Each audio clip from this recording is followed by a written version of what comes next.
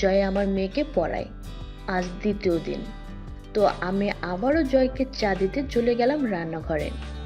আমার মেয়ে বর্ষা ছিল ফর্সা, স্বাস্থ্যবতী আর অত্যন্ত আকর্ষণীয় দুটি চোখ দেখে যে কারো মনটা দুষ্টু হয়ে ওঠে।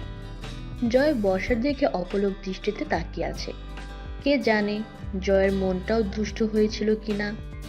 যতক্ষণে বর্ষা ফ্রেশ হয়ে আসলো ততক্ষণে আমি জয়কে আবার এক কাপ চা এনে দিলাম।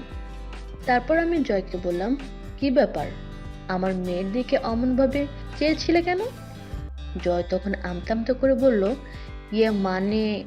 আমি বললাম, হয়েছে হয়েছে, আর বলতে হবে না। তো কাকে তুমি বেশি পছন্দ করলে, আমাকে না আমার মেয়েকে? জয় বলল, মেয়ে নয়, মাকে চাই আমি।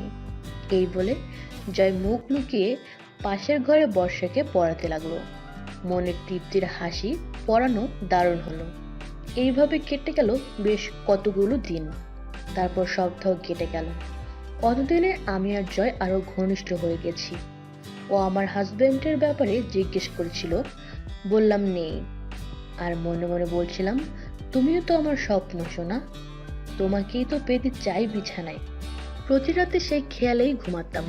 দিবা স্বপ্ন দেখতাম জয়কে বিছানায় পেতে, কিন্তু ওর সামনে সাহস হতো না মনের কামনার বহিঃপ্রকাশ করার।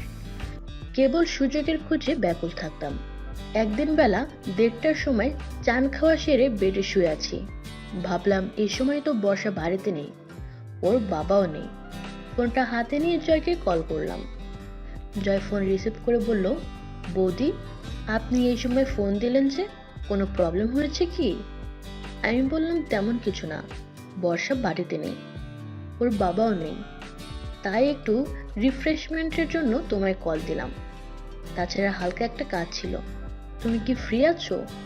জয় বলল, হ্যাঁ বৌদি, আমি টোটালি ফ্রি, আপনি বলেন, আমি শুনছি। আমি বললাম, ও তাই নাকি, তাহলে তো ভালোই হয়। তুমি যদি ফ্রি থাকো তাহলে ফোনে সময় নষ্ট না করে একবার এক্ষুনি আসতে পারবে? জয় তখন আদরের সাথে বলল, কেন বৌদি?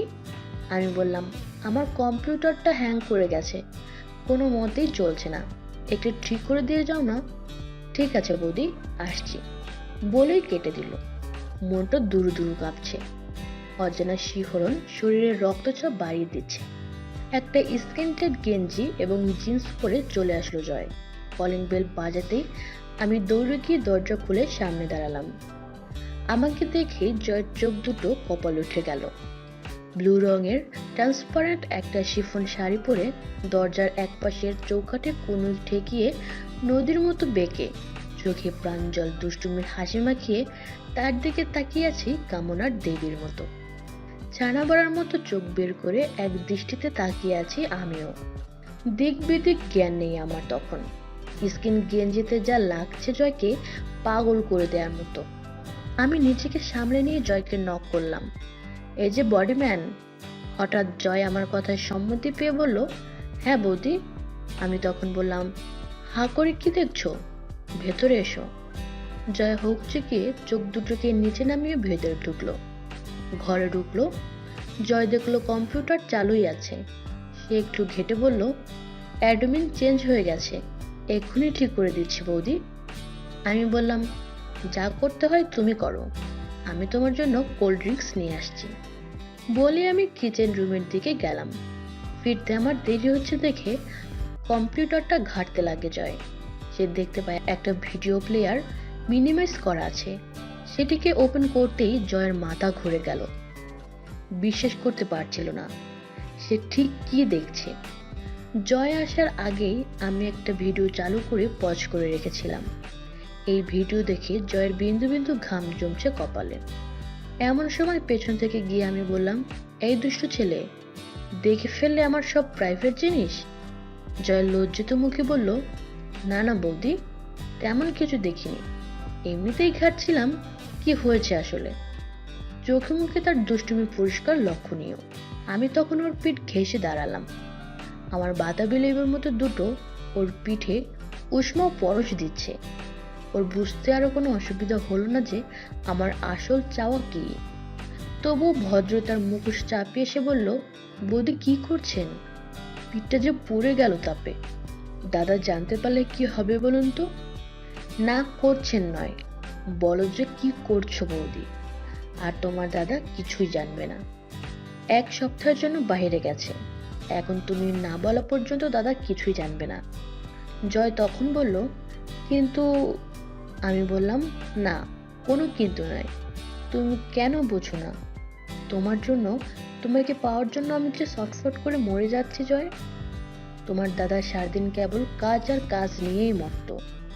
একটা যে বউ আছে ওর, তার শরীরের যে একটা চাহিদা আছে সেটাও ভুলেই গেছে। বর্ষার জন্মের পর এই 13 বছরে গুণে বলে দিতে পারবো ও আমাকে কতবার আদর সহা করেছে। আমিও তো মানুষ বলো, আমারও তো কিছু চাহিদা আছে।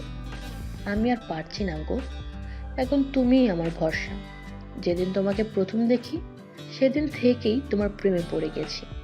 তুমি আমাকে অস্বীকার করো না সোনা।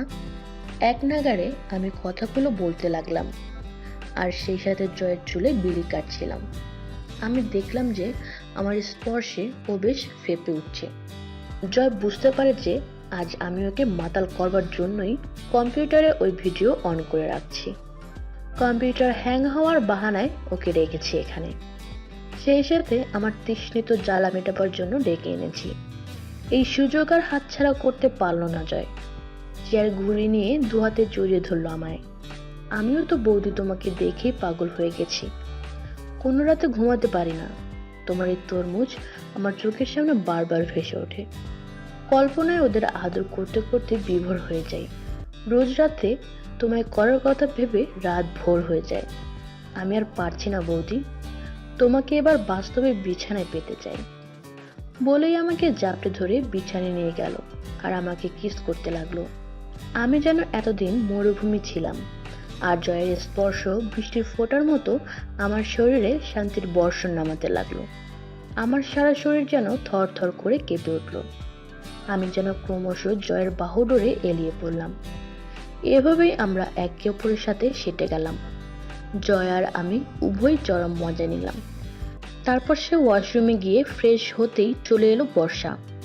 আর এভাবেই লুকোচুরির মধ্য দিয়েই আমরা আমাদের মজা নিতে থাকি 1 বছরের মতো। তারপরও চলে যায়। এবার আমার নজর অন্য ছেলের প্রতি।